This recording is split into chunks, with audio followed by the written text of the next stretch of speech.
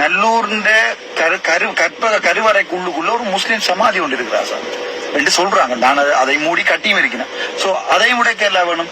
ஆகவே முக்குத்தனமா கேட்க கூடாது. நல்லூரும் இதுவும் உண்டாண்டு இது ஒரு சட்ட ரீதி இல்லாத விகாரம் என்று நாங்க சொல்லி கொண்டிருக்கிறோம். அது சட்ட ரீதி என்று நாங்க நினைச்சு கொண்டிருக்கிறோம். அதுக்கு ஒரு பரிபாலன சபை இருக்கு, எல்லாமே இருக்கு.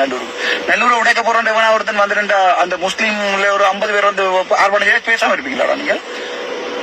இன்னொரு கேள்வி உண்டு. சட்டத்தை பாதிக்கணும். வழக்கு போறதுக்கு யார் வாரீங்க?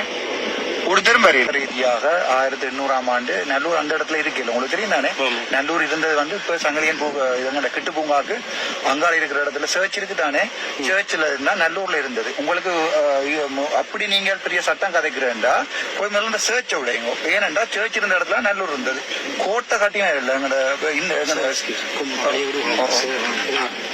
அப்படி படிச்சு பாருங்க.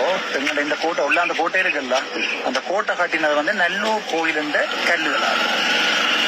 நல்லூர் கோயிலை உடைச்சு ஆங்கிலேயர் வந்து நல்லூர் கோயிலை உடைச்சு அந்த கல்லுகளை மனித சங்கிலியா நல்லூர்ல இருந்து கோட்டை வரைக்கும் ஒவ்வொருத்தனை வச்சு கல்லை பாஸ் பண்ணி தான் அந்த கோட்டை கட்டினது.